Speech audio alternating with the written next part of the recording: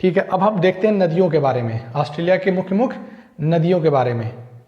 तो ये जो हमने लिख रखा है यहाँ पर, इसको आप लिख लीजिएगा, इसको नोट कर लीजिएगा। अब इसको मिटाने जा रहे हैं। तो अगर हम बात करें ऑस्ट्रेलिया की नदियों के बारे में, तो ऑस्ट्रेलिया की जो सबसे बड़ी नदी सिस्टम है, नदी तंत्र है, वो मर्रे और डार्लिंग की नदी सिस्टम है। लेकिन अगर आपसे मर्रे और डार्लिंग में से पूछा जाए कौन सबसे लंबी नदी है, तो आप मर्रे बताएंगे। मर्रे कहाँ से निकलता है? मर्रे नदी जो है आपका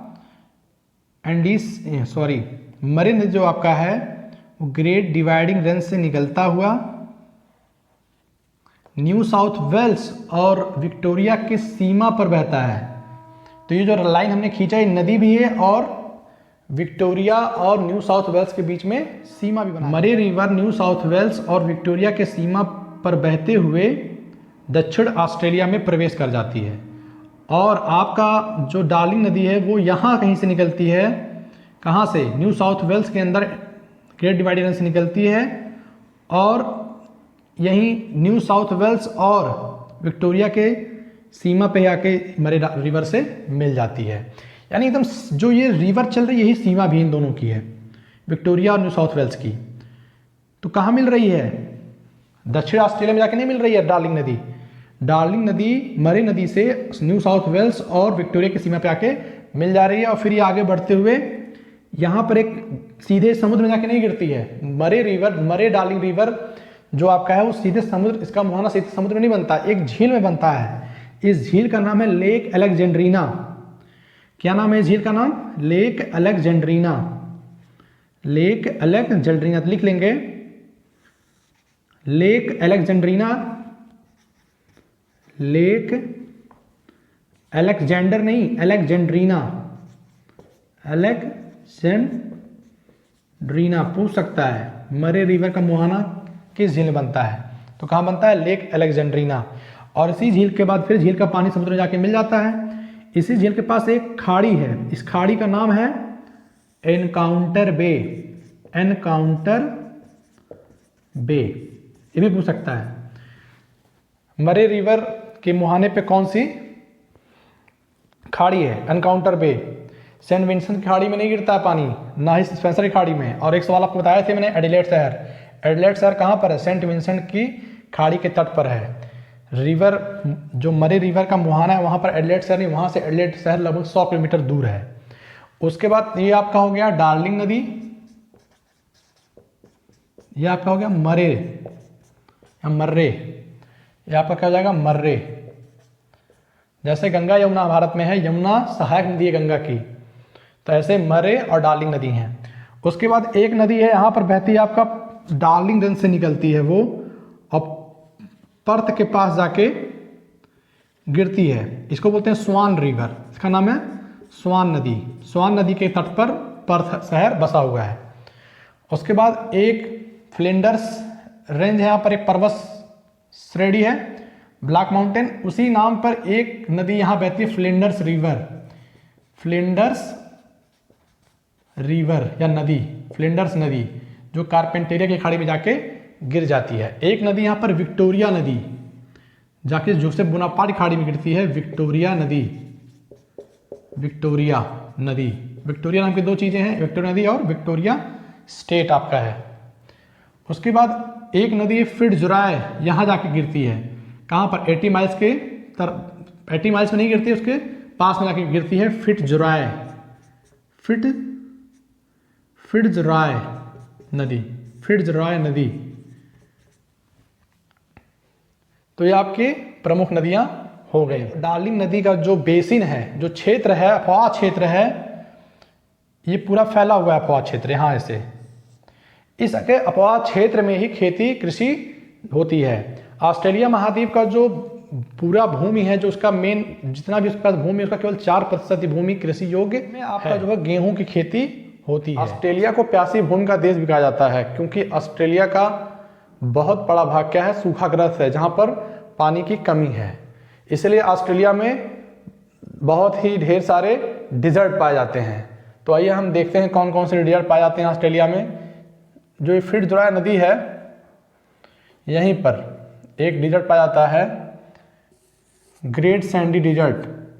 great Sandy Desert, Great Sandy Desert या रेगिस्तान, डिजर्ट, ग्रेट सैंडी डिजर्ट। उसके बाद यहाँ आपको बताया था मैंने कि मकर रेखा जो है ऑस्ट्रेलिया के बीचों बीच से गुजरती है और यहाँ पर एक लेक है, यहाँ पर एक लेक है। इस लेक का नाम है lake disappointment, lake disappointment, appointment, lake disappointment. इसके नीचे एक है आपका गिब्सन डिजर्ट, क्या है, गिब्सन डिजर्ट, गिब्सन डिजर्ट। उसके बाद यहां पर एक बड़ा सा डिजर्ट है जो कि है आपका Great Victoria Desert, Great Victoria Desert, Great Victoria मरुस्थल या डिजर्ट, ग्रेट विक्टोरिया मरुस्थल या डिजर्ट। जो ये लेक डिसअपॉइंटमेंट है, ये जो आपकी मकर रेखा है, ये इसके ऊपर से ही गुजरती है। लेक डिसअपॉइंटमेंट में पानी की बड़ी कमी रहती है क्योंकि यह दो क्या है, दो रेगिस्तानों के बीच में, दो मरुस्थल क्षेत्रों के बीच में पाया जाता है। उसके बाद ग्रेट सैंडी डिजर्ट का ही एक्सटेंशन यहाँ पर है उत्तरी क्षेत्र में आपके नॉर्दर्न टेरिटरी में, इसका नाम है तनामी डिजर्ट, तनामी मरुस्थल या तनामी डिजर्ट, तनामी मरुस्थल। उसके बाद हमने आपको बताया था यहाँ पर एक रेंज पाया जाता है मैकडोनल रेंज, और यहाँ पर एक और डिजर्ट पाया जाता है जिसका नाम है सिम्पसन डिजर्ट, सिम्पसन मरुस्थल या सिम्पसन डिजर्ट। इसके बाद यहाँ पर एक डिजर्ट पाया जाता है Sturt, Sturt Stony Desert, Sturt Stony Desert, Stony मरुस्थल, स्टर्ट स्टोनी मरुस्थल। स्टोनी ये पथरीला मरुस्थल है, यहाँ पर बड़े बड़े छोटे छोटे पत्थर मिलते हैं पूरे मरुस्थल में। और यहाँ पर एक लेक है, दक्षिण ऑस्ट्रेलिया में एक लेक है, लेक आयर, लेक आयर। यह एक खारे पानी का झील है। यहाँ पर एक झील है जिसका नाम है लेक आयर। यह ऑस्ट्रेलिया का निम्नतम बिंदु भी है। लेक आयर क्या है, ऑस्ट्रेलिया का निम्नतम बिंदु है।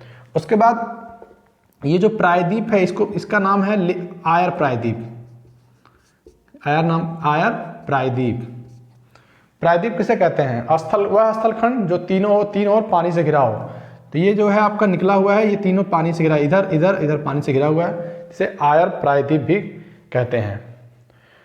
तो इसीलिए हम ऑस्ट्रेलिया को प्यासी भूमि का देश भी कहते हैं, क्योंकि यहाँ पर इसका अधिकतर भाग क्या है, सूखाग्रस्त है। इसके बाद हम देख लेते हैं ऑस्ट्रेलिया में कौन कौन से खनिज क्षेत्र पाए जाते हैं। कुछ आप नाम नोट कर लीजिएगा कुछ खनिज क्षेत्रों के। एक है वाइपा, वाइपा कहाँ पर है, वाइपा केप यार्क पेनिनसुला पे है वाइपा। क्या है ये, वाइपा। यहाँ पर बॉक्साइट के खाने हैं, बॉक्साइट की खाने हैं। ऑस्ट्रेलिया विश्व का नंबर 1 बॉक्साइट उत्पादक देश है। और अर्नहम लैंड में भी क्या है, बॉक्साइट की खाने पाई जाती हैं। अर्नहम लैंड, यहाँ भी बॉक्साइट मिलता है। और अर्नहम लैंड में यूरेनियम भी मिलता है। क्या मिलता है, यूरेनियम के भंडार हैं यहाँ पर।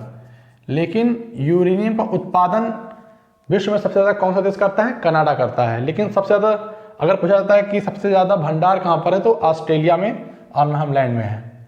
यहाँ पर एक जगह है रम जंगल, नाम याद रख लीजिएगा, रम जंगल, जहाँ पर यूरेनियम मिलता है।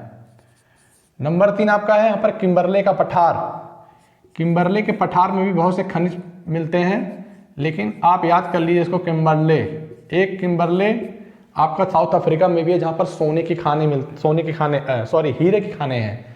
यहाँ भी क्या मिलता है आपको, हीरा मिलता है। हीरा के अलावा बहुत से खनिज पदार्थ मिलते हैं, लेकिन इसका मुख्य क्या है, हीरा। उसके बाद यहाँ पर एक क्षेत्र है जो ग्रेट सैंडी डिजर्ट आप लिखा है यहाँ पर। यहाँ का जो क्षेत्र है इसको बोलते हैं पिलबारा, इसको बोलते हैं पिलबारा क्षेत्र। क्या बोलते हैं इसको, पिलबारा क्षेत्र, किम्बरले पठार के पश्चिम में 80 माइल्स के पास पिलबारा क्षेत्र। पिलबारा क्षेत्र लौह अयस्क के लिए जाना जाता है। पिलबारा क्षेत्र लौह अयस्क के लिए जाना जाता है, लौह अयस्क। उसके बाद ग्रेट विक्टोरिया मरुस्थल में 2 जगहें हैं, एक है कूलगार्डी, एक है कालगुरली। कूलगार्डी और कालगुरली दो स्थान के नाम हैं जो जहाँ पर सोने की खानें पाई गई हैं। 1887 में यहाँ पर सोने का पता चला था, इसलिए यहाँ पर बहुत ही अधिक मात्रा में ब्रिटेन से लोग आए थे, जिसे गोल्ड रश कहा जाता है। ठीक है, गोल्ड की चाह में यहाँ पर बहुत से लोग ब्रिटेन से ऑस्ट्रेलिया आए थे। तो कूलगार्डी और कालगुरली में क्या है? सोने की खाने हैं। क्या है? सोने की खाने। क्या है आपका? कालगुरली और कूलगार्डी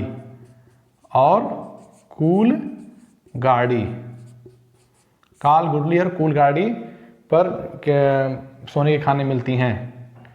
उसके बाद एक क्षेत्र यहाँ पर आपका माउंट ईसा, एक जगह है माउंट ईसा। यहाँ पर एक पर्वत है जिसे ईसा पर्वत कहते हैं। माउंट ईसा में सीसा और जस्ता मिलता है। क्या मिलता है? माउंट ईसा में सीसा और माउंट ईसा में सीसा और जस्ता मिलता है। ठीक है। उसके बाद एक जगह यहाँ पर है न्यू साउथ वेल्स में ब्रोकन हिल। एक जगह है ब्रोकन हिल। यहाँ पर चांदी के भंडार हैं। कहाँ पर? ब्रोकन हिल में क्या है? चांदी के भंडार हैं। ब्रोकन हिल में क्या है? चांदी के भंडार हैं। चांदी के भंडार। ये आपके कुछ मुख्य क्षेत्र हैं, खनिज क्षेत्र हैं ऑस्ट्रेलिया में। वाइपा बॉक्साइट के लिए जाना जाता है। अर्नहम लैंड बॉक्साइट और यूरेनियम के लिए जाता है। यूरेनियम के लिए एक रम जंगल जगह है, यहाँ पर रम जंगल, यहाँ लिखा भी हुआ है रम जंगल। उसके बाद किम्बरले का पठार है, वहाँ पर क्या मिलता है? हीरा मिलता है। फिर पिलबारा क्षेत्र में लयोस्क मिलता है। कालगुरली और कूलगार्डी में सोने की खाने हैं। जैसे इंडिया में कोलार में क्या है? सोने की खाने हैं। ऐसे ऑस्ट्रेलिया में कूलगार्डी और कालगुरली में सोने के खाने हैं। फिर माउंट ईसा में सीसा और जस्ता मिलता है। ब्रोकन हिल में चांदी के भंडार हैं। और इसके अलावा कोयला कहाँ मिलता है? देख लीजिए, कोयला न्यू साउथ वेल्स में कोयला मिलता है। न्यू साउथ वेल्स में हंटर घाटी। क्या मिलता है यहाँ पर? कोयला मिलता है, कोयला क्षेत्र। ठीक है। और एक जगह है एलिस स्प्रिंग। यहाँ पर एक आपका है एलिस, यहाँ मकर रेखा के पास एलिस स्प्रिंग एक शहर है उत्तरी क्षेत्र में, एलिस स्प्रिंग। यहाँ पर प्राकृतिक गैस और पेट्रोलियम के भंडार हैं। पेट्रोलियम और प्राकृतिक गैस।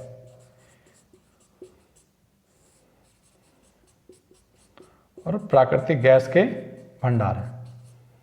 प्राकृतिक गैस के भंडार है। कहाँ पर? एलिस स्प्रिंग में। एलिस स्प्रिंग यहाँ पर है। एलिस स्प्रिंग के पास यहाँ पर एक पत्थर है बड़ा सा, आयर रॉक। बताया था मैंने आपको, फिर से बता दे रहा हूँ, आयर रॉक। ठीक है, आयर रॉक। ऑस्ट्रेलिया की जलवायु के बारे में देखते हैं। ऑस्ट्रेलिया की जलवायु कैसी है? ऑस्ट्रेलिया का अधिकतर भाग शुष्क है। ऑस्ट्रेलिया का अधिकतर भाग शुष्क है। बारिश आपके पूर्वी तट पे, ऑस्ट्रेलिया के पूर्वी तट पे ग्रेट डिवाइडिंग रेंज के साथ साथ होता है। उसके बाद बारिश कहाँ होता है आपका? दक्षिण पश्चिमी ऑस्ट्रेलिया में भी बारिश होता है। इस क्षेत्र में भी बारिश होती है और उत्तरी तट पे भी बारिश होती है। दक्षिण पश्चिमी ऑस्ट्रेलिया में भूमध्यसागरीय जलवायु पाई जाती है। इसीलिए जो पर्थ के आसपास का क्षेत्र है, यहाँ पर रसीले फलों का उत्पादन होता है। भूमध्यसागरीय जलवायु में रसीले फलों का उत्पादन होता है। भूमध्यसागरीय जलवायु क्या होती है? भूमध्यसागरीय जलवायु में शीत ऋतु में बारिश होती है। यहाँ पर संतरा, अंगूर, मौसमी, इस तरह के फलों का उत्पादन होता है। उसके बाद आपका जो ये क्षेत्र है, ये तटीय क्षेत्र, ये मानसूनी जलवायु पाई जाती है यहाँ पर मानसूनी जलवायु पाई जाती है। यहाँ पर मानसूनी हवाओं के द्वारा, मानसून हवाओं के द्वारा बारिश होती है। मानसून हवाएं किसे कहते हैं? ऐसी हवाएं जो ऋतुओं के बदलने के अनुसार उनकी बहने की दिशा बदल जाती है। तो यहाँ पर क्या है, इस क्षेत्र में मानसूनी जलवायु पाई जाती है।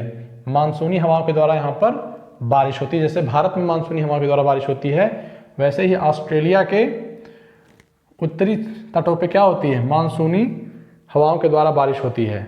उसके बाद आपका ये जो क्षेत्र है, मर्रे डार्लिंग रिवर नदी का जो क्षेत्र है, यहाँ पर स्टेपी तुल्य जलवायु पाई जाती है, या कहें समशीतोष्ण जलवायु पाई जाती है। इसीलिए मर्रे डार्लिंग रिवर नदी के अपवाद क्षेत्र में समशीतोष्ण घास के मैदान पाए जाते हैं। क्या पाए जाते हैं? समशीतोष्ण घास के मैदान पाए जाते हैं। मर्रे डार्लिंग रिवर नदी के क्षेत्र में समशीतोष्ण जलवायु पाई जाती है, इसलिए यहाँ पर समशीतोष्ण मुलायम घास के मैदान पाए जाते हैं। इन मुलायम घास के मैदानों को, इन समशीतोष्ण मुलायम घास के मैदानों को क्या कहते हैं? डाउन्स कहते हैं। इसी प्रकार उत्तरी अमेरिका में जो समशीतोष्ण मुलायम घास के मैदान पाए जाते हैं उन्हें प्रेरी कहते हैं। दक्षिण अमेरिका में पंपास कहते हैं।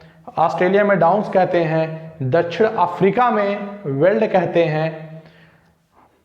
आपका हंगरी में पुस्टाच कहते हैं, और यूक्रेन में स्टेपीज कहते हैं, और न्यूजीलैंड में आपका क्या कहते हैं? कैंटरबरी कहते हैं। इसको आप नोट कर लीजिएगा, ये सवाल पूछता है। मर्रे डार्लिंग नदी क्षेत्र में गेहूं की कृषि की जाती है, और यहाँ पर मुलायम घास के मैदान होने के कारण मेरिनो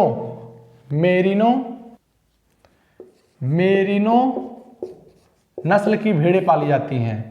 मेरिनो नस्ल की भेड़ पाली जाती है। पूरे विश्व में सबसे ज़्यादा भेड़ों की संख्या ऑस्ट्रेलिया में ही है। ऑस्ट्रेलिया एक ऊन का अग्रणी उत्पादक देश है, और ये जितना उत्पादन करता है उसका 90% क्या करता है? निर्यात कर देता है।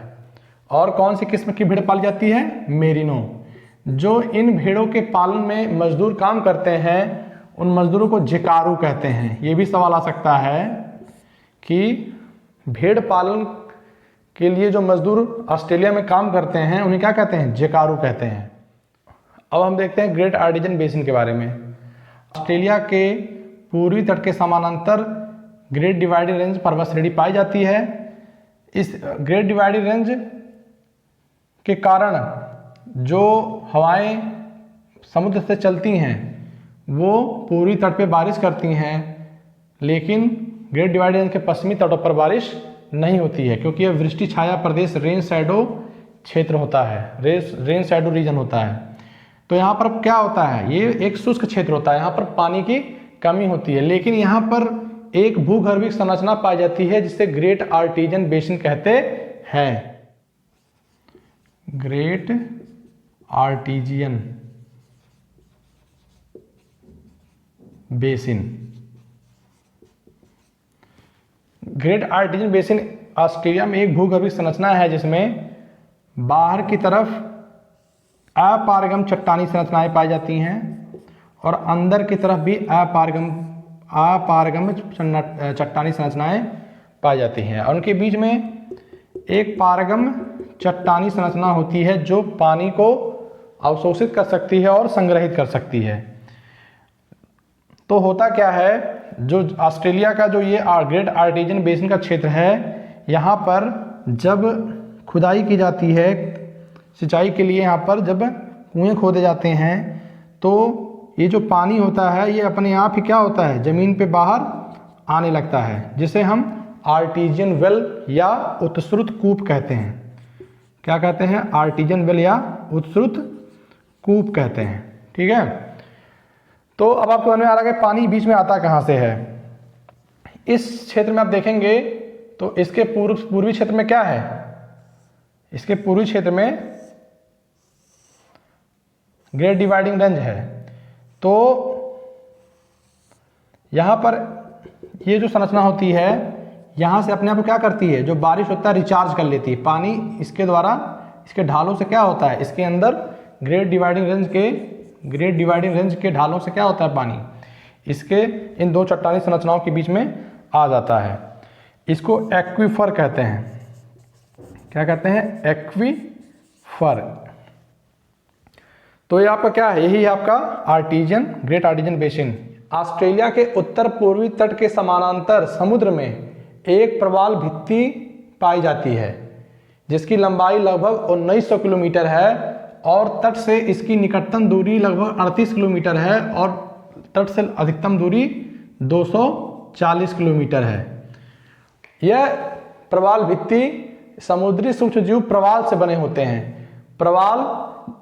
प्रवाल एक समुद्री सूक्ष्मजीव है जिसके चारों तरफ कैल्शियम कार्बोनेट की खोल होती है और यह सूक्ष्मजीव समुद्र की तली में चिपके रहते हैं। ये समुद्री जीव उष्णकटिबंधीय क्षेत्र के समुद्रों के छिछले और स्वच्छ जल में पनपते हैं। इस प्रवाल भित्ति का निर्माण प्रवाल के अस्थिपंजरों के जमाव के कारण होता है। प्रवाल जीव समुद्र के तली पे चिपके रहते हैं। मान लिया कि ये क्या है? प्रवाल जीव हैं जो समुद्र की तली में चिपके हुए हैं। प्रवाल के चारों तरफ क्या मिलता है? कैल्शियम कार्बोनेट की खोल मिलती है।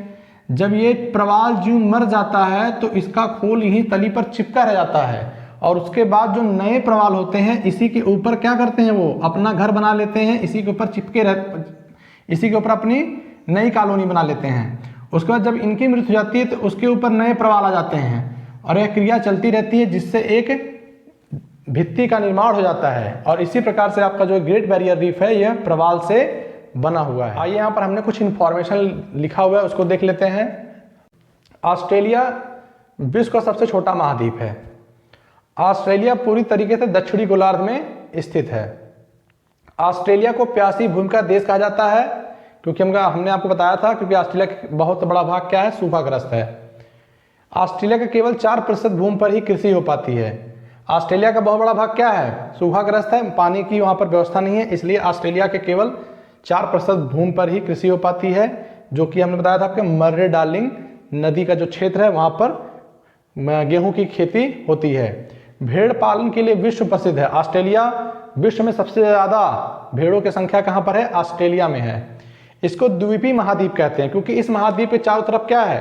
पानी है, इसलिए इसको क्या कहते हैं? द्वीपीय महाद्वीप कहते हैं। क्षेत्रफल में यह भारत के 2 गुने से थोड़ा सा अधिक है। हमारे भारत का क्षेत्रफल जितना है उसके 2 गुने से थोड़ा सा अधिक है ऑस्ट्रेलिया का क्षेत्रफल। मकर रेखा ऑस्ट्रेलिया के मध्य से गुजरती है।